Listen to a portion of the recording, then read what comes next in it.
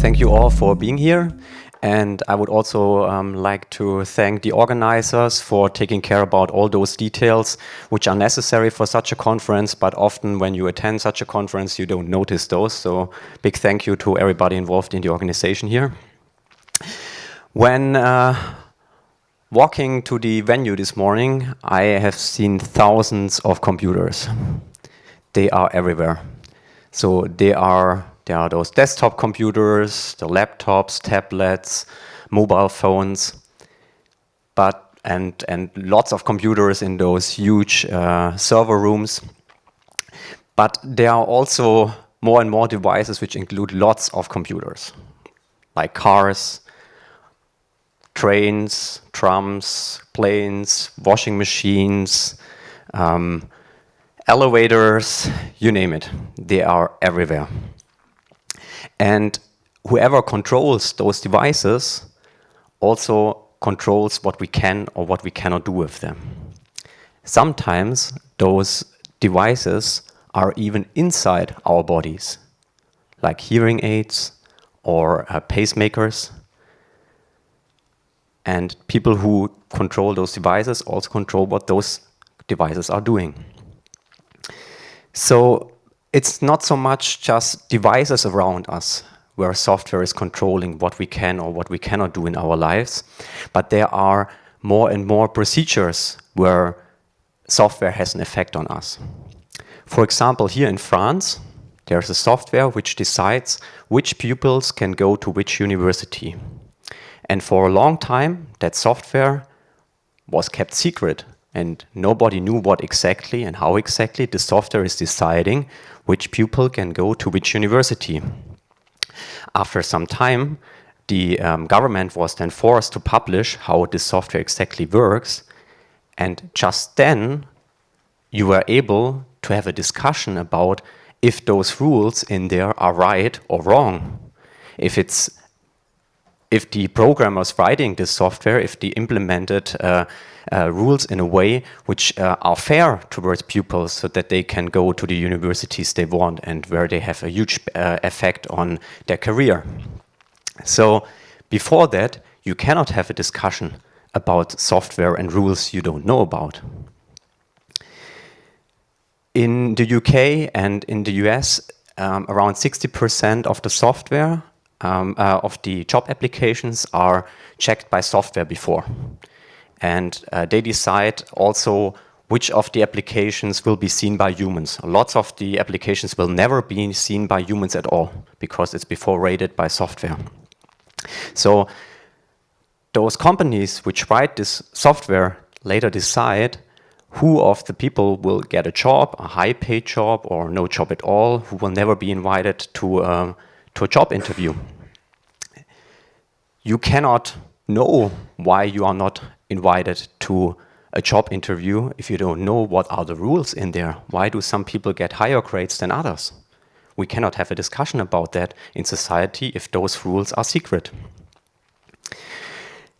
And in the US, a lot of the federal states, they use software which predicts how likely it is that someone, a criminal, will commit a crime again.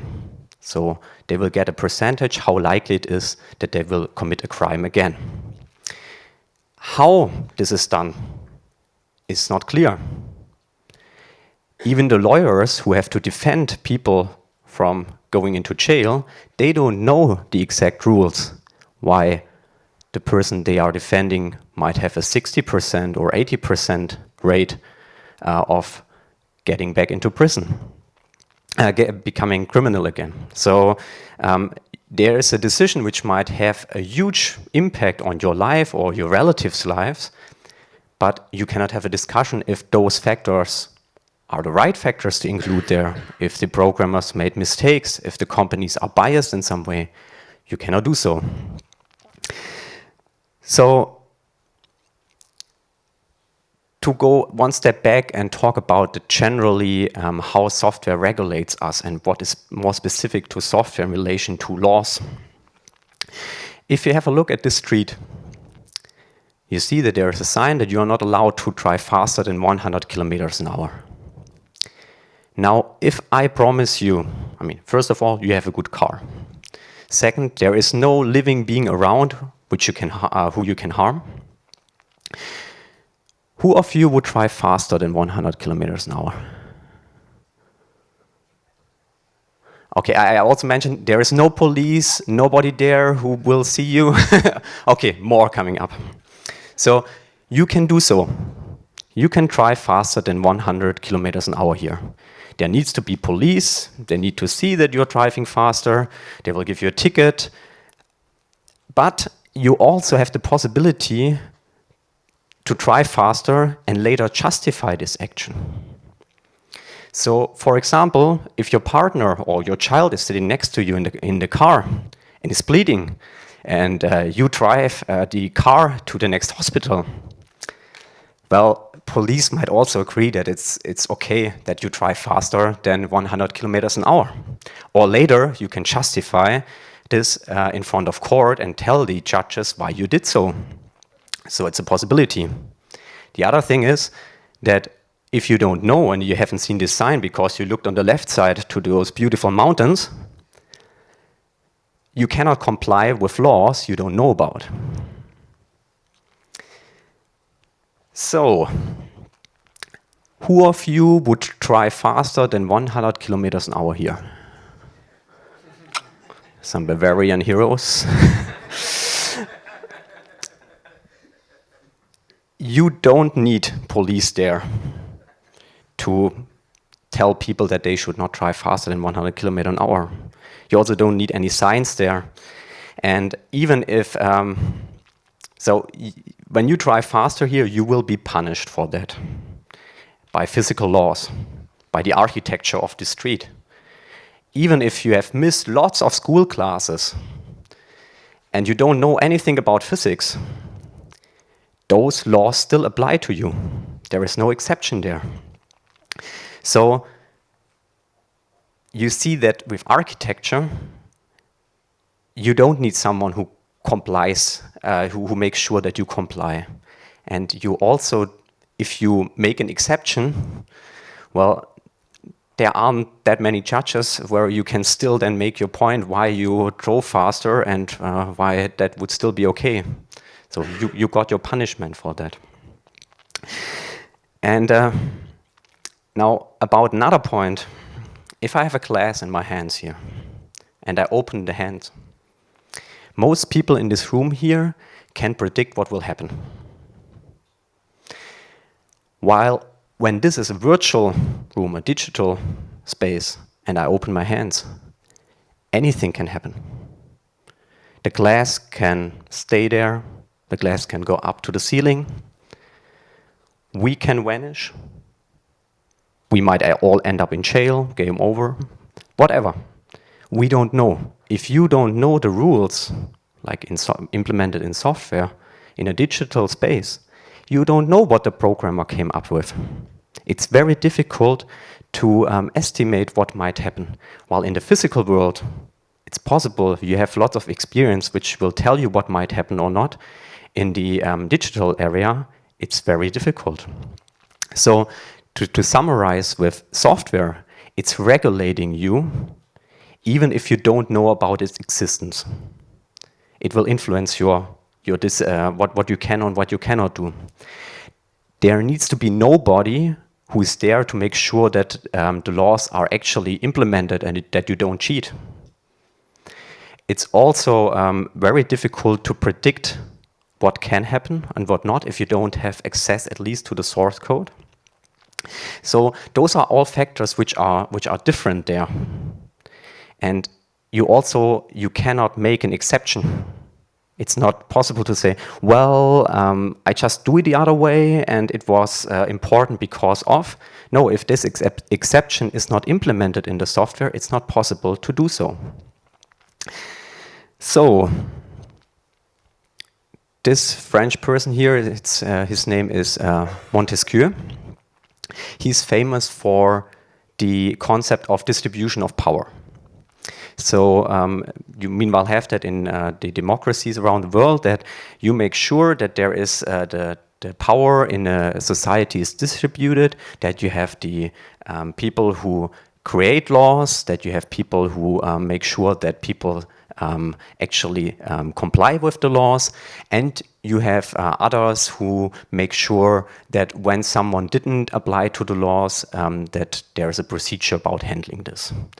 Beside that, you also have all kind of other levels of distributing power, like with federal, states, and so on. So the goal there is that there is no single point where a lot of power is concentrated. Yes, so now about technology. So in theory, our system might look like this. Yeah, you elect some politicians, and then they are in control of certain aspects, like in this case, the weapon system.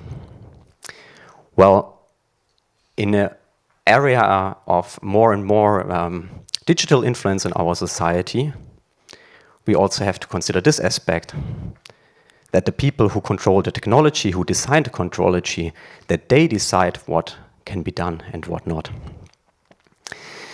So, free software is one piece in this puzzle on how to distribute power in our society, to make sure that not one single player is too powerful there, and that we can have discussions about what is right and what is wrong, how are the rules in our society which influence us.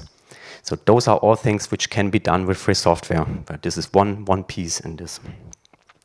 So in order to have this distribution of power and make sure that people understand this, we have to make sure that the majority of people out there understand that software should give them the rights to use that for any purpose, so that there is no discrimination in there, that you can study how the software works, so that you can actually have a discussion about, is this right or is that wrong, what is regulating us as a society. Furthermore, that they understand that software should give you the right to share it with others, so you can work together on solutions.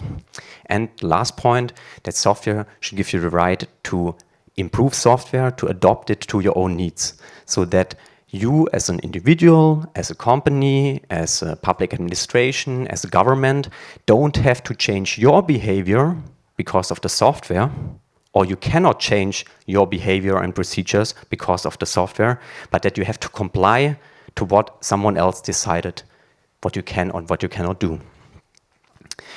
Furthermore, it's important that people choose free software as their default choice.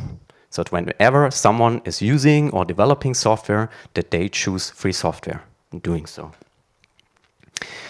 And for political decision makers, in a world where more and more of our also digital area will be regulated by political decision makers, it's important that they, beside understanding what free software is, also understand how free software relates to freedom in general, self-determination, transparency, privacy, and those issues, and that they can connect that and also act accordingly on this. And we have to remove barriers to free software adoption. So there should not be any laws, any regulations, any steps which prevent people from using or developing free software. And furthermore, it's becoming more and more important to provide resources and support to other organizations out there, and helping them to understand those issues. And I'm not just talking about IT organizations, but I'm talking about all those other organizations where software now becomes more and more relevant. Think about the the Pupils Association, which wants to make sure that there's a fair access to seats in at universities. Think about the unions who are now confronted with software filtering out job applications, and some people never being invited to a job interview. Or a human rights organization who wants to defend a person but the software says 99% likelihood that the person will commit a crime again. Also, nobody knows why this is the case. So this will become more and more important there. Now, one specific part here where I wanted you to help us to provide more resources and provide more information is last year Max Mehl, my colleague, talked here about our campaign Public Money, Public Code as well. So one thing I would like you to do, and which doesn't take a lot of time, is go on publiccode.eu, read the open letter there, which demands that publicly financed software should be published under a free software license, so that at least software which is financed from public money is transparent and we can have discussions about if this is right or wrong and can make changes there. Sign this open letter. Then we have videos there in several languages, including French. Please share this video with your friends so that they also understand this issue. And as a third part, send the open letter, the video and our export brochure there for public administrations to 3 people, either politicians or public decision makers, people in the public administration, and tell them about that and send them the brochure. So those are some concrete steps which I hope that we can increase the counter here with the signatures and that we reach a little bit more people here than before. So even if it's later, 50 people more. So yeah, beside that, there are still many people around the world who do not yet benefit from fundamental rights, like freedom of the press, freedom of assembly, freedom of speech. Lots of those which we often take for granted. They have to fight for them every day. And even if you once achieve them and you have them in your society, it doesn't stop there. You have to exercise them and you have to defend them repeatedly. And in a world where more and more of our life is depending or influenced by digital technologies, we have to support those other freedoms by fighting for and defending our right to control technology, by defending software freedom, and by democratizing software. So thank you very much. And yeah. So last part, I would like to thank all the contributors and donors of the FSFE who make our work possible or do the work. And I would appreciate it if you either also contribute to our work and get involved, or if you would also like to become a supporter and enable our work. So thank you very much.